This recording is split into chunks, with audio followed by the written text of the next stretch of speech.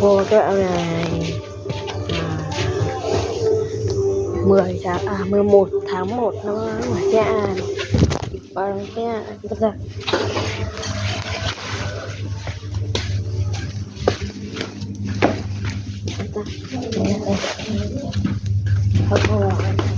không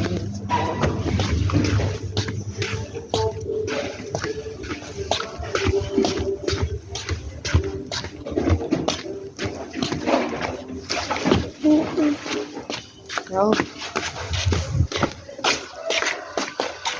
ông cậu bảo những chó vào bây giờ chó đập sâu vào bây giờ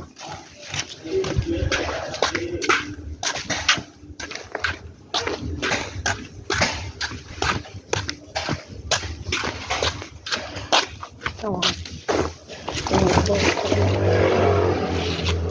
hay rồi